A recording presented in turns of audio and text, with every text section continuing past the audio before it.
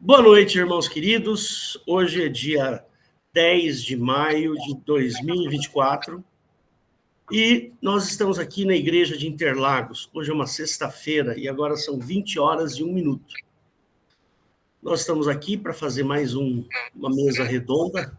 Nós vamos debater um assunto bastante interessante.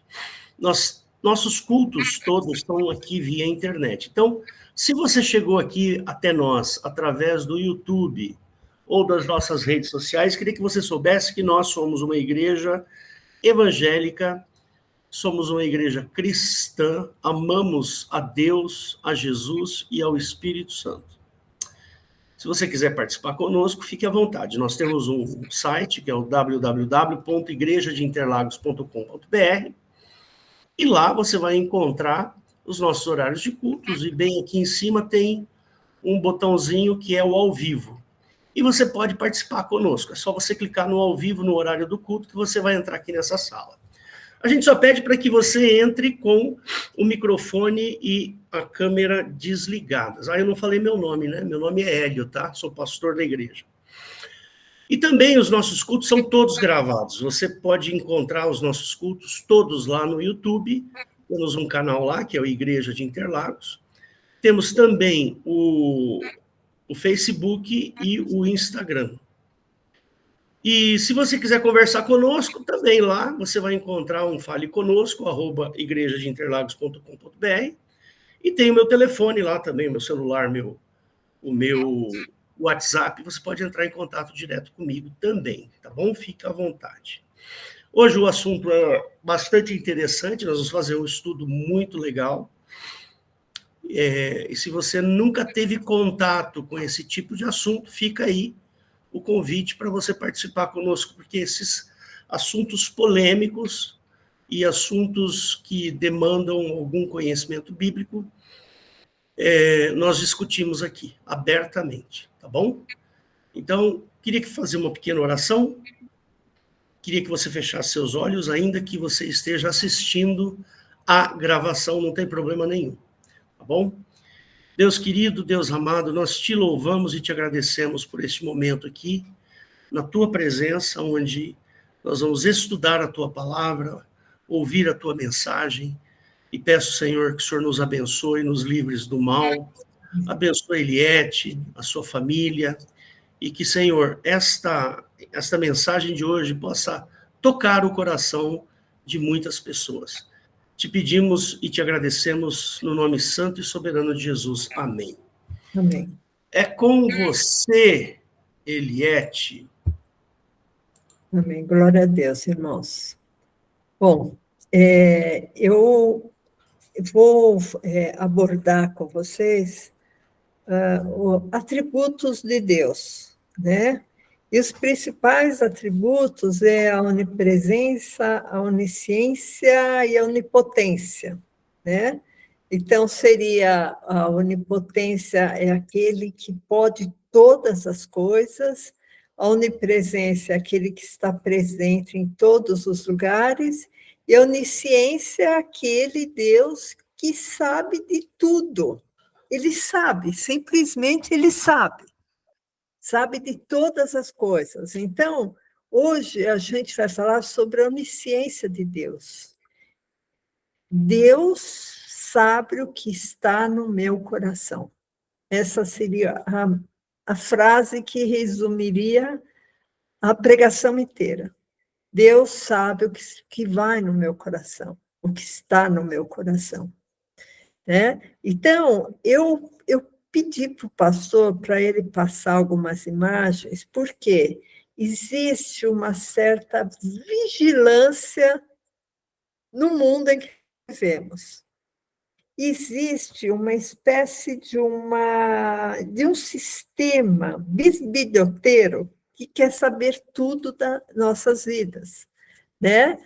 Então, é interessante que a gente vê na nota de $1, eu vou até acompanhar aqui no celular, para eu poder ver quando que a imagem vai entrar. Pedi para o pastor Hélio, aí ele vai me aceitar. Só um minutinho, irmãos, deixa eu só acertar aqui essa dúvida.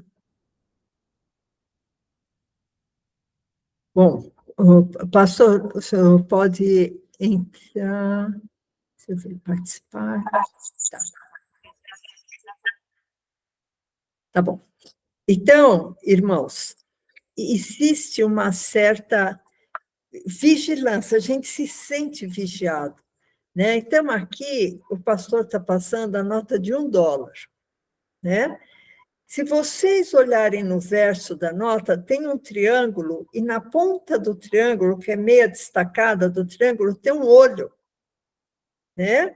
Tem um olho que as pessoas chamam de olho que tudo vê, de olho de Horus, né? Então, tem vários nomes esse olho, mas, assim, a tradução, porque está escrito em cima, esse Anuti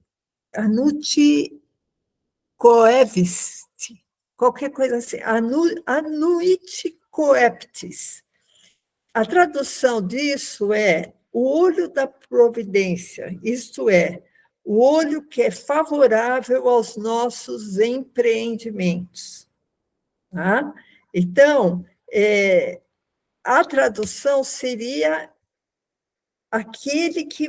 aquele olho que vai ser favorável a nós, que ele está olhando todas as coisas. E, de alguma maneira, ele vai nos ajudar. Essa seria a tradução, né? E é interessante também, irmãos, que esse olho ele não está bem unido à pirâmide, né? A pirâmide teria 13 andares de pedras ou tijolos, né? Que dizem, ninguém sabe exatamente, mas dizem que seria as 13 famílias mais ricas do mundo, né? A elite global, vamos dizer assim, os dominadores Mas globais. uma imagem melhor aí. Achou uma imagem melhor, né? Isso. Tá. Então, esse olho, irmãos, a gente fica pensando, esse olho tem muito a ver com Satanás, com o ocultismo, né? E a gente fica pensando assim, Satanás não é onisciente, porque se Satanás fosse onisciente, soubesse de todas as coisas, inclusive dos nossos pensamentos, ele ia ser Deus, ia ser igual a Deus, ia ter a onisciência de Deus. E essa história do olho que tudo vê, ele é muito presente nas nossas vidas, né? Eu queria que o pastor colocasse o olho grego, que às vezes a pessoa nem sabe o que é olho grego. E tem brinco de olho grego, pingente de olho grego, roupas com essa imagem, né? E esse olho grego, irmãos, ele tem o mesmo simbolismo do olho que tudo vê. É uma entidade incorporada no sistema que olha todas as coisas, né? É como que sendo presente em todas as coisas. Só que, na verdade, Satanás, em união, vamos dizer assim, então, olha, o pastor colocou, tem várias imagens, né? Vai um pouquinho mais para baixo, ó, tá vendo ó, o olho grego? Esse olho azul, né? É muito comum em pingentes, em bijuterias, em brincos, né? Então, ele simbolizaria que alguém tem o controle total da humanidade, né? Esse olho que tudo vê, irmãos, não é a simbologia da onisciência de Deus. Não é. Isso é a simbologia de Satanás usando a tecnologia para nos vigiar, para saber o que eu penso, né? Então, esse controle usado pelo... Quando eu digo sistema, irmãos, é uma coisa assim bem ampla, não é só um sistema político, é o sistema econômico, é o sistema tecnológico, é o sistema educacional, é o sistema financeiro, é o sistema de rede social. Tudo isso está ligado ao sistema do mundo, né? Eu vou chegar na onisciência de Jeová ainda, que antes eu tenho que dar uma volta, irmãos. Então, todo cidadão do mundo, ele está ligado a algum organismo oficial, ou oficial ou não, vamos dizer, por exemplo, um banco. Ou toda a documentação que a gente tem, por exemplo, um título de eleitor. E todos os documentos agora são interligados, irmãos, são interligados a reconhecimento facial. O TSE, que é o Tribunal Superior Eleitoral, está ligado ao banco de dados da Carteira Nacional de Habilitação. Então, está tudo interligado, né? Então, nós estamos submetidos à vigilância diariamente. Então, eles sabem onde você passou, porque tem câmera inteligente, eles sabem onde você comprou, porque você usou seu cartão, né? Eles sabem o que você está, quais são as suas preferências na internet, né? Quais são as suas preferências políticas, suas preferências de gosto, suas preferências de comida, porque você vai clicando ou você vai no seu celular buscando, né, os aplicativos, os sites. Tem também muito usado o olho de Horus. Põe, pastor, para se o pastor encontrar, o olho de Horus, essas simbologias, irmãos, são muito antigas, né? Dos egípcios, dos gregos, são coisa muito antiga, porque o diabo, desde sempre, se preocupa com a humanidade em termos de querer vigiar, né? O diabo é sempre um imitador, né? Só que Deus não precisa de nos testar, não precisa de nos vigiar, não precisa de nos provar, porque Deus já sabe, Deus é onisciente, Ele sabe o que está no nosso coração. Então, ó, vocês estão vendo aí, o pastor colocou o olho de Horus. Tem muitos artistas também, irmãos, que tá, achar alguma foto de artista tampando o olho direito e saindo só estando exposto o olho esquerdo, né? Que seria, vamos dizer assim, a simbologia do olho de Horus, né? Então, irmãos, a gente, por exemplo, vocês devem ter ouvido falar no Edward Snowden, né? Que ele denunciou como o governo americano ficava bisbilhotando a vida de todo mundo, né, principalmente de artistas, ou de políticos, ou de pessoas em eminência, né, ou pessoas expoentes da economia, né? Então, eles eram muito vigiados. Olha, então vocês estão vendo aí, é muito comum esse tipo de foto, irmãos. O artista, a modelo, tampando o olho direito, né? E fica com o olho esquerdo só livre. Então, tudo isso é para simbolizar um simbolismo do olho que tudo vê, né? Então, tudo que a gente faz na internet, no telefone, no computador, irmãos, a gente deixa rastros digitais, né? Das nossas atividades. Então, por essas informações, eles, de alguma maneira, vão catalogar essas informações, e vão armazenar essas informações, e eles vão saber muito da nossa vida, né? Então, esse olho que tudo vê é esse olho tecnológico. Então, o diabo acaba por saber muito da gente, porque o diabo é o príncipe deste mundo. Né? O príncipe desse mundo é Satanás. Jesus não tem nada a ver com esse mundo, né? Mas esse mundo é regido por Satanás. Bom,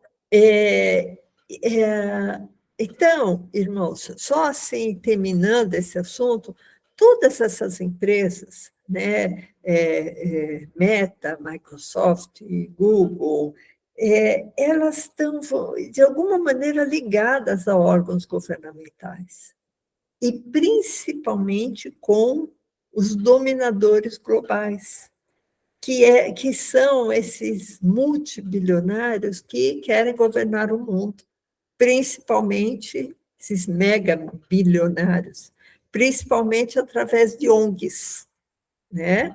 E vocês veem muito essa influência no mundo inteiro, mas principalmente países subdesenvolvidos, porque aí eles se mancomunam com pessoas que têm, de alguma maneira, vamos dizer assim, influências, tá? Influências, de alguma maneira teria influências.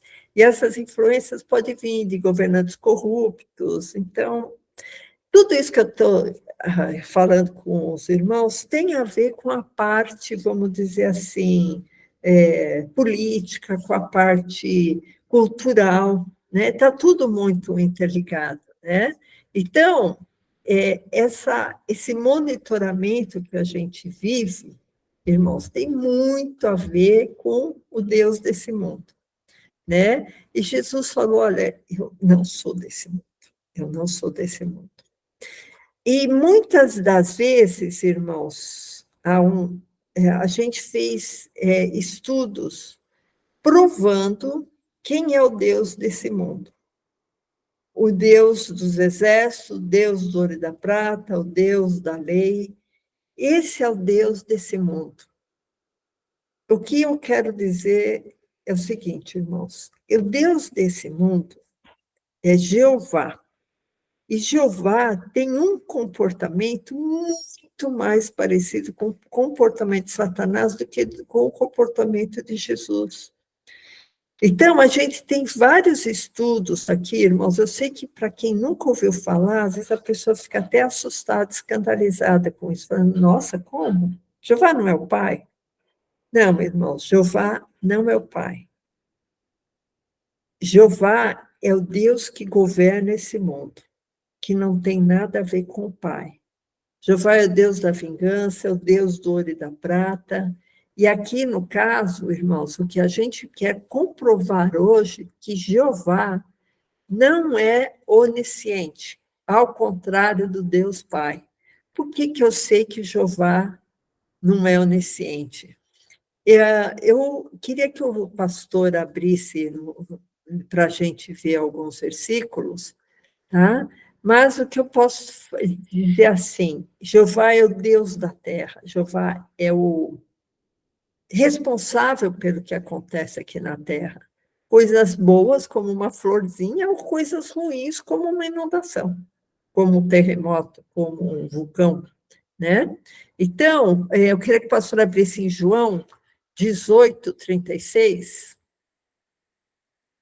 Esses versículos, irmãos, vocês, a maioria conhece, só assim para relembrar. Nesse versículo, Jesus fala assim: o meu reino não é deste mundo. Se o meu reino fosse desse mundo, pelejariam os meus servos, para que eu não fosse entregue aos judeus.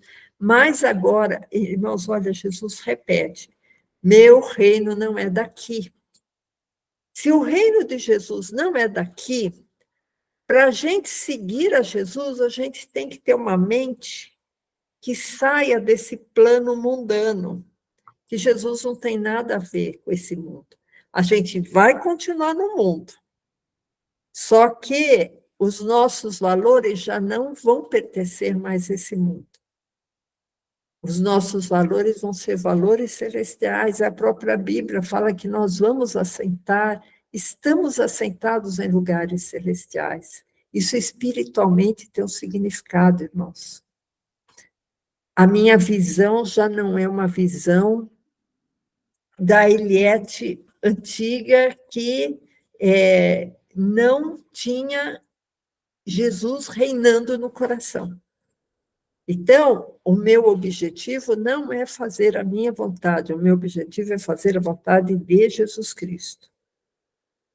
Vocês entendem? Por isso que eu falo, quem é desse mundo, quem gosta desse mundo, quem curte esse mundo, quem não quer saber de Deus, nunca vai conhecer a Jesus Cristo. Porque Jesus Cristo ele fala assim, o meu reino não é daqui. O reino de Jesus, irmãos, é um reino celestial. Não é esse reino aqui, ó, de terra, de grama, de árvore, de asfalto, de carro, de computador. Isso, nada disso tem a ver com Jesus, irmãos. O reino de Jesus é um reino de misericórdia, de amor, de fé, de perdão. É um reino espiritual.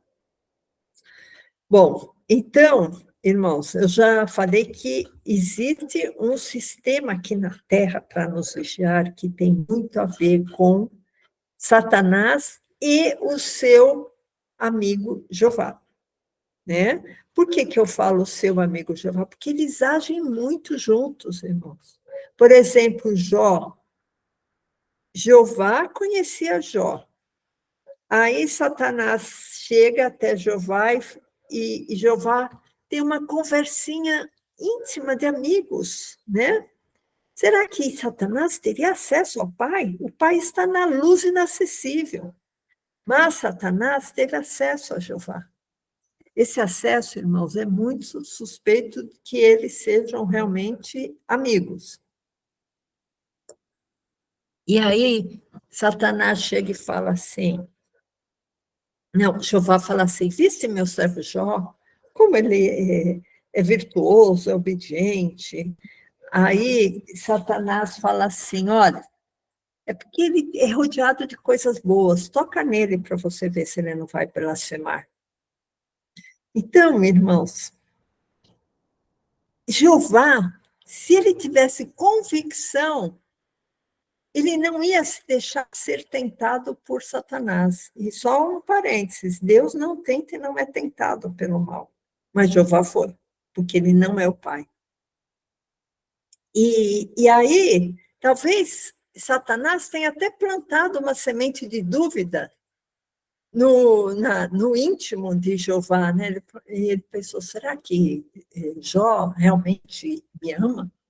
Ah, Satanás, vai lá e faz o que você quiser com ele, com a família, com os filhos, com a riqueza. Só te peço uma coisa, poupa a vida dele.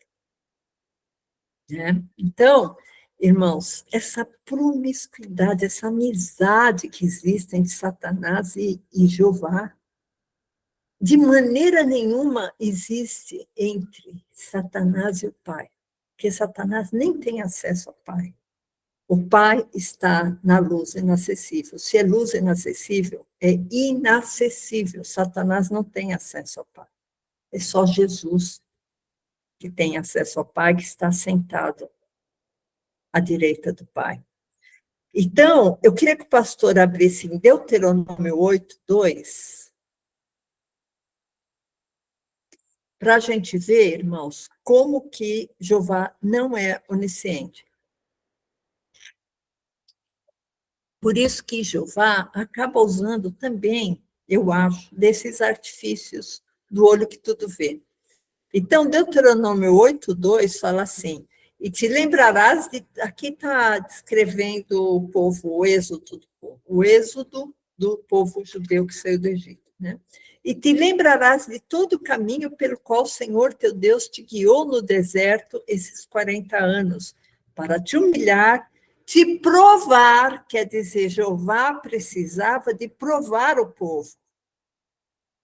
Por quê? Aqui tem a resposta.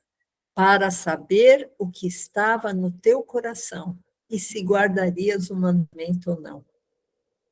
Vocês veem, irmãos, que isso aqui é uma prova enorme que Jeová não é onisciente. Ele não sabia o que estava no coração do povo, ele precisava de provar.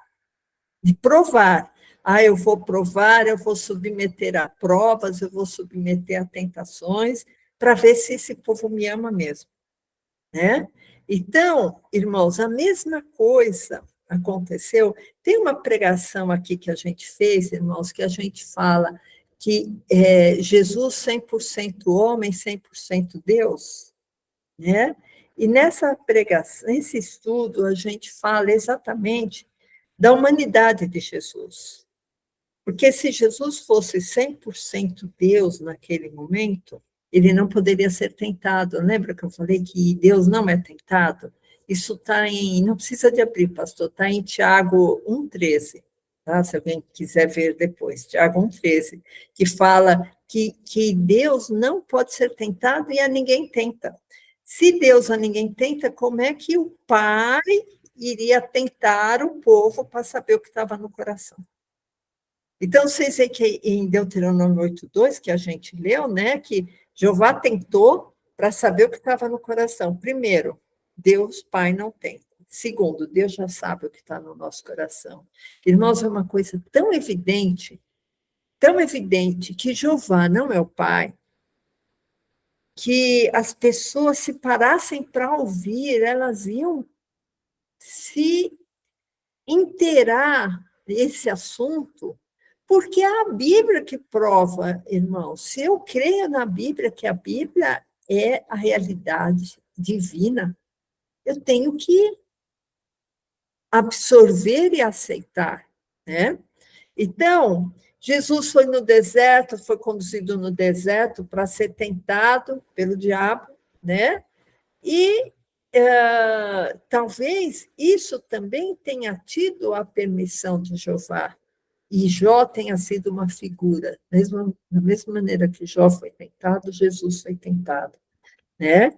Então, Jesus foi conduzido ao deserto pelo Espírito de Jeová para ser tentado, que a gente acabou de ver que em Tiago 1,13 fala que Deus a ninguém tenta. Então, Deus Pai não ia tentar a Jesus, né? Jó, então, eu já falei, se alguém quiser ver, eu só vou deixar a referência, tá? Em Jó, capítulo 1, do verso 6 ao verso 12. Eu não vou ler, irmãos, para a gente poder terminar essa primeira parte, para a gente poder fazer o nosso debate, tá? Então, se Jeová precisa de testar o homem, testar Jesus, testar Jó, testar o povo judeu no Êxodo, se ele precisa de testar para saber o que vai no coração, Jeová não é onisciente, né? Jeová precisa de testar, então, ele não é onisciente. Em Deuteronômio 13, verso 1, eu queria que o pastor abrisse, Deuteronômio 13, verso 1. Quando o profeta sonhador de sonhos te levantar no meio de ti e te der um sinal ou prodígio, e suceder o tal sinal ou prodígio de que te houver falado, dizendo, vamos após outros deuses que não conhecesse e sirvamos. Não ouvirás as palavras daquele profeta ou sonhador de sonhos, porque o Senhor vosso Deus vos prova, para saber se amais o Senhor vosso Deus com todo o vosso coração. Então, aqui está mais uma vez falando que Jeová prova para saber o que vai no coração, né? Tanto assim que Jesus, quando foi provado, né, o Satanás falou, manda essas pedras se tornarem pão, que ele não sabia até quando Jesus podia resistir, né? Então, a mesma coisa quando está na história de Abraão, né? Ele é provado, ele é colocado à prova para matar seu filho, né? Então, aquela história do cutelo, que ele ia matar Isaac, isso está em Gênesis 22, de 10 a 12. Quando Abraão ia matar o filho, aí veio aquele anjo e falou assim, para, não precisa de matar seu filho, porque agora eu sei que você teme a Deus, agora eu sei que você ama a Deus, agora eu sei que você colocou Deus em primeiro lugar, porque você não negou seu próprio filho, né? Então, irmãos, a Bíblia tem dezenas de exemplos falando que Jeová tem que testar, tem que provar, tem que humilhar, tem que provar, senão não dá para saber o sentimento da pessoa. Então, Jeová não é onisciente. Eu queria que o pastor abrisse em 1 Timóteo 6,12, porque essa tecnologia que a gente está cercado, né, irmãos, de inteligência artificial, de vigilância, de cartão, de crédito, de tudo para a gente ser identificado, isso tem a ver com a ciência. E a ciência, não é que a Bíblia é contra a ciência, a Bíblia é contra colocar a ciência na frente de Deus. Né? Deus não existe porque a ciência não provou. Deus não criou o mundo porque a ciência não provou. Aí a Bíblia condena, porque a pessoa está colocando a ciência acima de Deus. Né? Então, 1 Timóteo 6,20 fala assim: ó Timóteo, guarda o depósito que te foi confiado, tendo horror aos clamores vãos e profanos e às oposições da falsamente chamada ciência. Né? A ciência, irmãos, está levando o homem à total falta de privacidade. A gente não sabe mais o que um celular ouve de nossa conversa, a gente não sabe mais todas as câmeras inteligentes que nos localizaram, a gente não tem, irmãos, como ser anônimo se você algum dia pisou num banco, tirou um documento ou teve um celular. Quem consegue sobreviver sem isso? Então, você não tem mais privacidade na sua vida. O olho que tudo vê te alcançou. Né? E isso tem a ver com Jeová e Satanás querendo saber da sua vida. Né? Colossenses 2,2. Agora a gente vai ver, irmãos, que o Pai, que Jesus, não precisa de nos vigiar, de nos provar, de nos testar, que eles sabem já o que tem no nosso coração. Né? Então, Colossenses 2,2 fala assim: para que os seus corações sejam consolados e estejam unidos em amor e enriquecidos da plenitude da inteligência para conhecimento do mistério de Deus e Pai de Cristo. Então, irmãos, o Espírito Santo nos vai dar conhecimento, não vai ser a ciência que nos vai dar conhecimento, nos vai dar conhecimento para alcançarmos a Cristo. É tudo espiritual, irmãos. 1 Coríntios, agora é uma sequência, pastor, pode deixar aí no exordo, é uma sequência só para a gente terminar. É uma sequência de versículos que a gente vai ver. 1 Coríntios, capítulo 2, verso 12. Isso. Mas nós não recebemos o espírito do mundo. Espírito aqui, minúsculo, que seria espírito do exército de Jeová, espírito de Jeová, espírito de Satanás, que são esses espíritos que estão regendo esse mundo.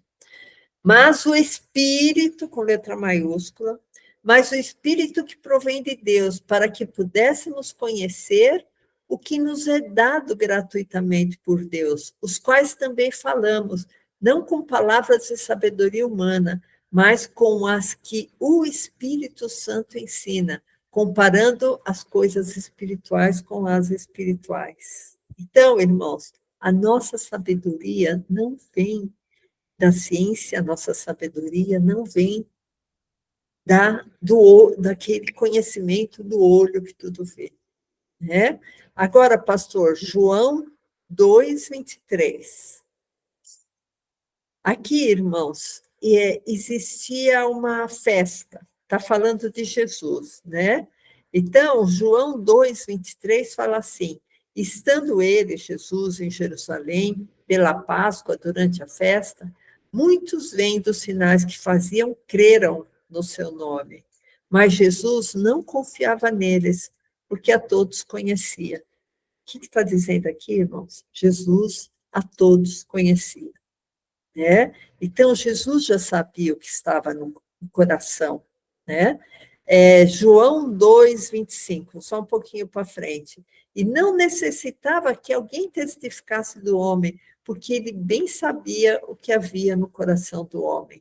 Jesus precisava, irmãos, de testar? Não. Jesus precisava de provar? Não.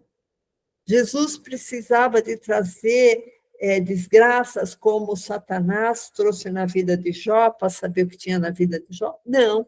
Jesus já sabe, irmãos. Lucas 6:8. Lucas 6:8. Fala assim: ele bem conhecia os seus pensamentos e disse ao homem que tinha a mão mirrada: levanta-te e fica em pé no meio de ti. Depois, se você quiser ver essa história inteira, né? Para quem Jesus estava conhecendo os pensamentos. Então, irmãos, mesmo Jesus, sem ainda ter sido glorificado, já tinha onisciência de muitas coisas. João 1:47, para a gente terminar, irmãos. João 1:47. Jesus viu Natanael vir ter com ele e disse dele, aliás, tá? Vamos começar de novo. Jesus viu Natanael vir ter com ele e disse dele, ó, Jesus está dizendo de Natanael: eis aqui um verdadeiro israelita, em quem não há dolo. Disse-lhe Natanael: de onde me conheces tu? Jesus respondeu e disse-lhes: antes que Filipe te chamasse, te vi eu, estando tu debaixo da figueira. Então, irmãos, vocês veem que Jesus não precisa de lançar mão de nenhum subterfúgio para nos conhecer. E Jesus reflete o Pai. O Pai também nos conhece, por isso que em Tiago diz: o Pai a ninguém tenta. Se aquele espírito levou Jesus no deserto para ser tentado, aquele espírito que levou Jesus não era o espírito do Pai, era o espírito de Jeová. Do mesmo modo que Jeová deu autorização para Satanás tentar Jó, provar Jó, aquele espírito levou Jesus no deserto para ser provado por Satanás. Que não foi o Espírito Santo, irmãos, o Espírito Santo ainda não tinha sido dado, que o Espírito Santo só foi dado depois que Jesus subiu. Eu já falei isso várias vezes, mas é sempre bom repetir que às vezes tem pessoas que não ainda conhecem essa visão bíblica que nós temos. E essa visão bíblica, irmãos, ela é totalmente respaldada na própria Bíblia. É como dizem, né? A Bíblia explica a Bíblia. Tá? Então, logicamente, a gente tem o discernimento, mas é uma coisa natural. Jesus nos deixou, o Pai nos deixou essa mensagem. É só a gente ter um olhar sem. Deixa eu ver qual palavra que eu poderia usar. Sem preconceitos. Um olhar bíblico sem preconceitos. Né? Para você receber a verdadeira mensagem do Pai. Tá, irmãos? Então, essa é a mensagem final. O Pai, Jesus e o Espírito Santo, que é o nosso Deus, eles são plenamente onipresentes, onipotentes e oniscientes, eles sabem todas as coisas. Satanás não sabe, por isso que precisa nos vigiar.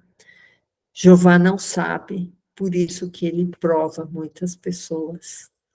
E todo esse sistema que existe de vigilância é porque tem pessoas, irmãos, no mundo, que eu chamo, né, que muita gente chama de dominadores globais, que querem nos dominar pelo conhecimento que eles têm. E aí, como que eles querem nos dominar? Sabendo as nossas preferências, né? Pela falsamente chamada ciência. Amém, irmãos? Glória a Deus. Essa palavra que eu trouxe para vocês hoje. Amém? Deus Bom, abençoe. Eliette.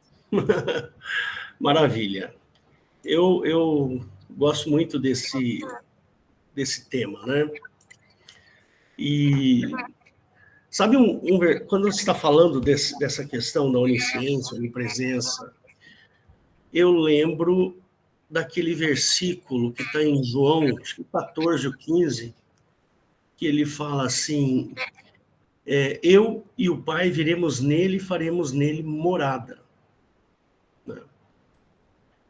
Você não tem, por exemplo, se você comparar o Novo com o Velho Testamento, a atuação de Jeová é uma atuação totalmente diferente da atuação do Pai.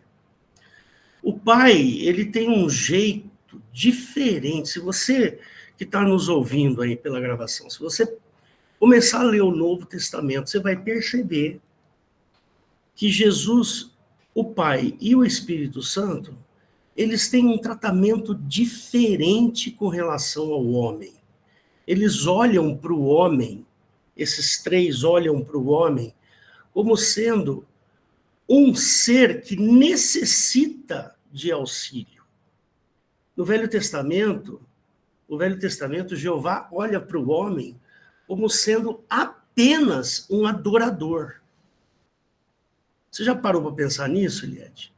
Dá uma olhada. Nós, se você for olhar a atuação de Jesus, é sempre a favor do homem. Ele está sempre a favor. Ele vai lá, o sujeito está com a mão mirrada, ele vai lá e desmirra a mão do cara. O sujeito está paralítico, ele vai lá e dá saúde. Está leproso, tira a lepra.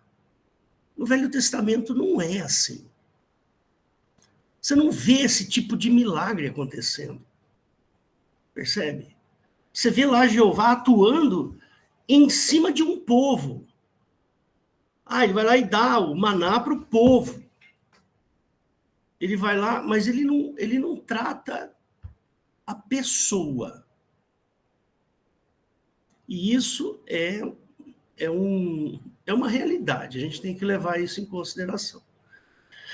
Então, ou a gente acredita no que está escrito na Bíblia, ou a gente acredita na teologia. A teologia, para mim, ela quer fazer o quê? A teologia, ela quer envergar a Bíblia e dizer que Deus, Pai e Jeová são a mesma pessoa. É isso que a teologia faz. Ela usa lá as argumentações, eu sei muito bem o que é isso.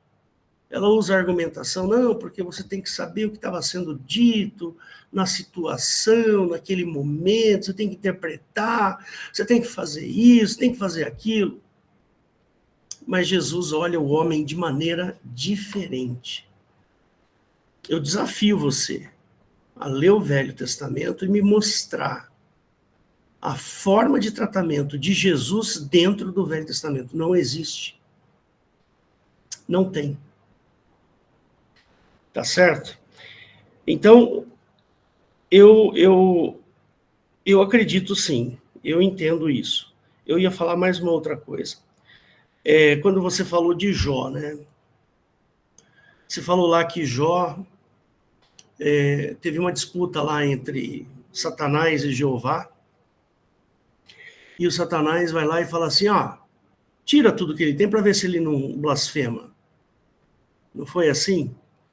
Aí Jó não blasfemou. Ele sofreu. O diabo foi lá, tirou a mulher, tirou os filhos, tirou tudo que ele tinha, ainda deu uma lepra para ele, ele se coçava com telhas, cacos de telha. Então, Jó devia estar numa situação de penúria, quase morte. Aí ele não blasfema. Aí lá no finalzinho, Jeová vai lá e dá para ele em dobro. Ele dá filhos. Aonde que um filho vivo substitui um filho morto? Que lugar que isso acontece? Não existe. Eu posso ter 10 filhos, posso ter 30 filhos. Se morrer um, nenhum vai substituir aquele que morreu. Eu tenho até uma historinha que eu conto, né? Que eu conheci a avó da Rosana, a mãe da dona Eva, e lá no começo do meu casamento, né, um filho dela morreu, um tio da Rosana morreu, e eu fui fazer o enterro. E eu chegando no cemitério, Eliette, abre aí, Eliette. Eu chegando no cemitério, a dona Isaura segurou aqui na minha camisa, e ela gostava muito de mim, né? Ela me puxou aqui na minha camisa e falou assim: o meu bebê morreu. Ela falou desse jeito, Eliette. Uma senhora, naquela época, ela devia ter quase 90 anos. O filho tinha 60 anos, para mais até. Morreu. Ela puxou aqui e falou: o meu bebê morreu. Aí me fala, se ela tivesse outros 10 filhos, ia substituir esse? Não vai. Então, não cola, essa daí não cola. Eu tenho por mim. E outra, se você olhar em Abacuque, por exemplo, dá uma olhadinha em Abacuque, você vai ver lá que Jeová, onde Jeová andava, era na escuridão. E soltava raio, quer ver? Eu vou mostrar aqui para você, ó. É Abacuque 3. Tá falando aqui, ó. Abacuque 3, bem no comecinho aqui, ó. Adiante dele, de Jeová, né? Ia a peste. Que peste! E brasas ardentes saíam dos seus passos. Que coisa estranha isso.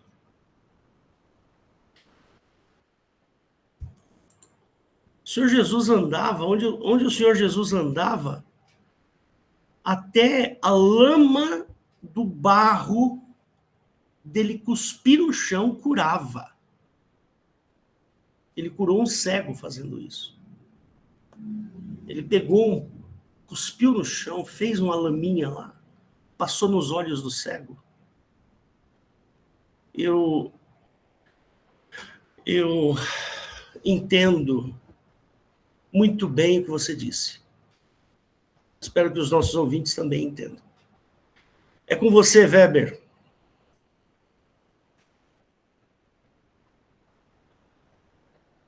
Será que ele está podendo falar? Pois não. Pode fazer o seu comentário. Só antes do pastor Weber falar, pastor Weber, eu queria que o pastor Hélio colocasse em Salmo 18. Salmo 18, deixa eu ver aqui, Salmo 18, 11.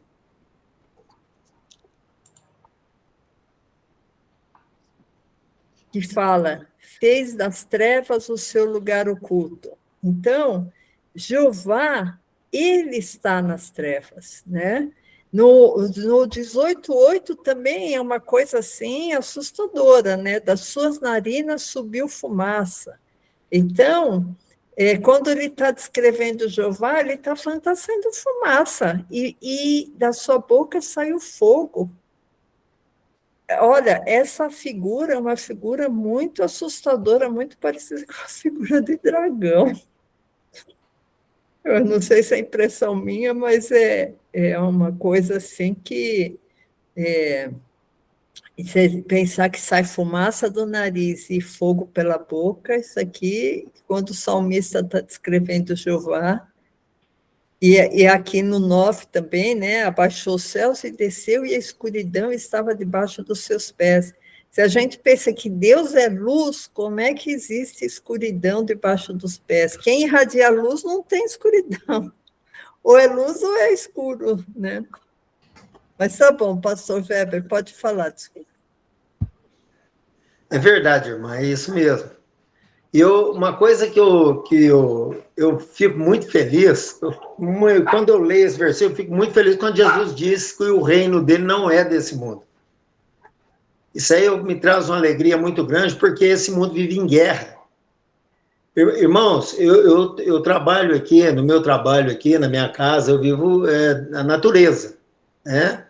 Eu vejo inseto, eu vejo passarinho, eu vejo porco, galinha, tudo quanto é bicho, vocês podem imaginar. Todos eles vivem em guerra. Em guerra. Você não vê um acariciando o outro, você não vê um tendo educação com o outro, não. Aqui o que manda aqui é o mais forte.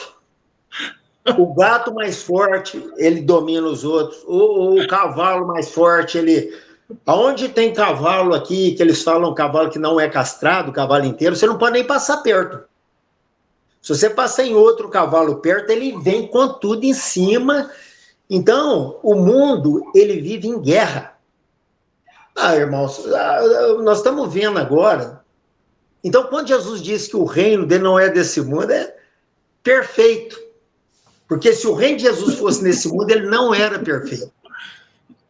Esse reino, o reino desse mundo é ligado com Jeová. Aí é perfeito. Aí bateu certinho, os dois deu certinho. Jeová com esse mundo. Aí, se você pegar o Velho Testamento e começar a ler, você vai ver que realmente esse mundo é governado por Jeová, pelas atitudes dele. Então, isso me alegra muito quando eu ouço Jesus falar que o meu reino, quando ele falou aquilo para Pilatos, eu falei, esse aí é perfeito mesmo. Porque o pessoal fala, mas eu fico vendo o pessoal da cidade, olha assim, nossa, essa mata, olha que lugar maravilhoso, né? Ai, que vontade de ficar no meio das árvores. Você não consegue ficar 5 minutos no meio das árvores, no meio do mato. É pernilongo, é mutuca, é berneira, é tudo quanto é coisa que você pode imaginar que tirar o sossego. Escorpião. Cobra, aranha, isso aí é... E outra coisa, tem um animal, eles falam a cadeia alimentar, né? Essa cadeia alimentar, essa é a coisa mais terrível que eu já vi. Vamos supor um exemplo. O gambá, por exemplo, ele come a cobra. Cobra morre de medo de gambá. Então, a gente nota, quer dizer, a cobra, todo mundo tem medo da cobra, né? E ela tem medo do gambá, ela tem medo da jaratataca. A jaratataca come cobra. Então, a gente nota que jaratataca é um bichinho, ele parece com o gambá. Ele parece muito com o gambá. Tem algumas diferenças, né? Ele é mais ágil que o gambá, e ele cheira muito forte. Onde ele passa, você não suporta o cheiro. Então, tem o porco-espinho, né? Também. Eles vivem em guerra. De vez em quando chega... Agora faz muito tempo que não aparece, mas de vez em quando chega um cachorro aqui, com a boca cheia de espinho. Aí você tem que pegar o alicate e tirar espinho por espinho da boca do cachorro. Ele deu uma bocada no ouriço-cacheiro, no porco-espinho. Enche a boca de... Então, o que eu estou querendo dizer é o seguinte, irmãos. Eu vivo aqui na natureza, galinha, por exemplo. Se você pegar um galo, se você chegar lá no meio, tem a galinha com os galos. Se você soltar um galo lá, um outro galo diferente, o pau quebra.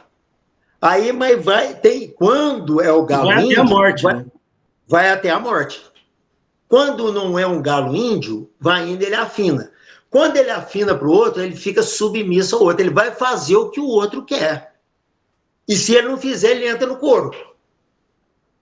Então, a gente na natureza, a gente vai observando o touro, por exemplo. Se você pegar, tem uns touros aqui, tem um touro aqui, né? Ele já fica aqui rapando terra. Se você soltar um outro touro junto, o pau quebra, tá?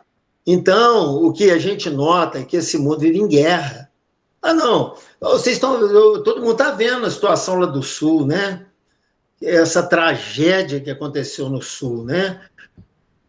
Estão assaltando as casas. Dá para sentir o tamanho do absurdo, uma coisa dessa? Estão aproveitando que não tem ninguém, estão assaltando, limpando, fazendo a maior limpeza nas casas. Tirando o móvel, tirando tudo, roubando. Saqueando. Agora, eu imagino, se o governo desse mundo fosse o Senhor Jesus Cristo, ia existir isso? Tinha alguém roubando alguma coisa? Irmãos, esse mundo, eu já falei dos animais, agora do homem, eu nem não falei do homem, porque o do homem todos nós estamos vendo, né? Os animais, vocês ficam aí na cidade, vocês não têm noção do que acontece. Inseto, por exemplo, né? O inseto, ele vive em guerra. É um pegando o outro, um matando o outro. Você precisa ver que coisa terrível que é, gente. A formiga, tudo tem os seus problemas. Ninguém vive em paz aqui nesse mundo, não. Você sabe quem que vive em paz aqui nesse mundo? O cristão fiel. É o único ser que vive em paz já aqui nesse mundo. Não adianta.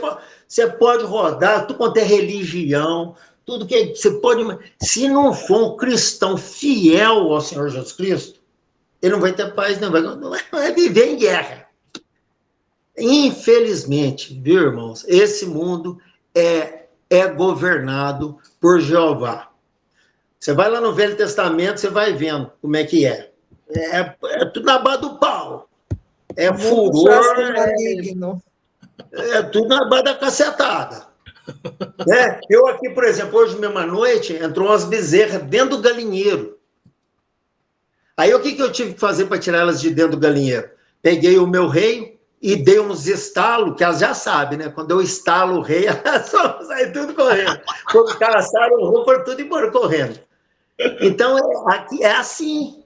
Agora, se eu não instalasse o rei, elas não iam sair. Aí elas tiveram que ter medo e me temer para sair lá de dentro. Tá dando para sentir como é que são as coisas nesse mundo? Eu não agredi elas, não fui lá bati, não. Eu instalei só o barulho, elas já saíram, foram embora já. Aí foram embora e ficaram observando se eu ia sair para voltar. Para entrar no galinheiro, mas cheia de roubar, mexer com as galinhas e tudo. Aí o que eu fiz? Fui lá, arrumei uma cerca de choque, fiz tudo agora à noite. Puxei um fio de choque e pus lá. Aí elas não vêm. Quando elas vêem o fio, aí elas não encostam, né? Porque se encostar, elas tomam choque. Então, é desse jeito, entendeu? Os cachorros, por exemplo, eu tenho alguns cachorros aqui, tem cachorro, gato e tudo. Ah, mas não combina de jeito nenhum, irmão. Os gatos, eles já ficam tudo em cima dos murinhos e tudo. De vez em quando eu tenho que ficar bravo com os cachorros. Para, vai embora. Eles querem pegar os gatos. Então, é tudo assim. Então não tem, né, galinha, né, uma batendo na outra. Na hora que você põe o trato, as mais fortes comem primeiro. Depois que elas enchem, aí as outras vêm comer, porque elas não querem mais, vai embora o bezerro. Se você pegar umas bezerras, tem que ser tudo mais ou menos da mesma idade. Hoje a irmã Dulce chegou para mim, bem, então essa bezerra aqui está emagrecendo. Eu falei, realmente tá mesmo, porque ela é a menorzinha no meio das outras. Eu já vou ter que tirar ela do meio das maiores, porque as maiores não deixam ela comer. Não deixa. Elas podem estar com a barriga cheia, já satisfeita, se a outra ela começa a lá e bate, não deixa. Irmãos, é a coisa mais triste que tem, esse mundo. Por isso que Jesus fala que o mundo nos aborrece, né? Se o mundo vos aborrece, primeiro aborreceu a mim, quer dizer, não tem como você... não ameis o mundo, como é que você vai amar uma coisa dessa? Não tem como. A gente vai, passa, né? Tudo muito bonito, muito legal e tudo e tal, né? O tucano, né? Olha que passarinho bonito, aqui sempre tem tucano. Olha que passarinho bonito. O tucano vive correndo dos outros passarinhos. Porque aonde o tucano vai tiver um ninho, ele pega e come os filhotes tudo. Então, os outros passarinhos vivem batendo nele. Quando o tucano aparece, os outros passarinhos vêm tudo correndo em cima do tucano. O tucano sai voando com aquela fila de passarinho atrás, para defender os filhotes. Porque aonde o tucano chega, ele faz um estrago. Então, é assim esse mundo, irmãos. Agora eu te pergunto, como que o governo desse mundo é de Deus, do Pai? Como é que o Pai que está governando tudo isso? Não é, porque isso aqui vive em guerra. O mundo vive em guerra. O ser humano vive em guerra. Eu vejo meus vizinhos aqui, é difícil um combinar com o outro. A maioria das fazendas por aqui, a maioria os vizinhos não combinam com o outro. Vive em guerra. Só que é o seguinte, tem as leis, né? Ele sabe que se ele matar o outro, ele vai preso. Aí a vontade é de pegar o outro pescoço, né? Só que não vou fazer isso, não, só vou preso. Mas é assim. Entendeu, irmãos? Eu não sei se os irmãos vão concordar comigo, mas a minha visão é essa. Então, por isso que quando Jesus disse que o meu reino não é desse mundo, eu falei, oh, glória, né? Esse é perfeito. O reino dele, para onde está preparado lugar para nós, irmãos, é outra coisa. É maravilhoso. Aí é o reino do Senhor Jesus Cristo. Aí sim. Aí nós vamos ter. Aí vai dar vontade de ficar na floresta, se tiver, vai dar vontade. Para todo lado que você for, você vai estar muito bem. Agora aqui nesse mundo, não. Se você não encher o corpo de repelente, você não aguenta ficar 5 minutos no meio da mata. Então é assim, meus queridos. Então, eu até falei essa parte, peguei essa parte de que o meu reino não é desse mundo, que Jesus disse, né? Porque eu concordo plenamente com o Senhor, viu? O Senhor Jesus é perfeito. Por isso que ele não tem nada a ver com esse mundo aqui, irmãos. Mas o Jesus não tem nada a ver com isso aqui. Mas nada. Nada. Ah, não deu certo, isso aqui não deu certo. Por isso que o pai enviou o teu filho para ver se consegue resgatar alguns, né? Para salvar alguns, para tirar nós desse inferno. Viu? E olha que eu vivo longe de tudo, eu vivo aqui tranquilo, em paz, aqui, porque o Senhor está aqui. Mas uma coisa que nós não podemos esquecer, são as potestades do ar.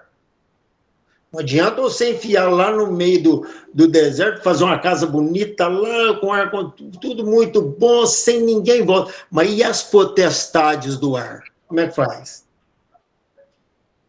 Não tem um lugar nesse mundo que a pessoa tem sossego e paz. Só tem sossego e paz nesse mundo o cristão fiel. Então, aconselho os irmãos, seja fiel ao Senhor Jesus Cristo. Aí você vai ter paz, e ele está lá preparando lugar para nós. Glória a Deus. Glória a Deus. Jesus abençoe os irmãos aí. Amém. E olha que eu não exagerei, não, viu? Não exagerei, não. Se eu fosse falar mais, se eu fosse falar do sapo, dos peixes, tem muita coisa aí, sabe? Mas vamos ficar por aí, só que senão vai a noite inteira. Ô, Weber. O dia que os irmãos vierem me visitar, aí vocês vão ver aqui. Vai ser aqui, logo, né? Hein? Eu vou logo, vou aí. Amém, amém.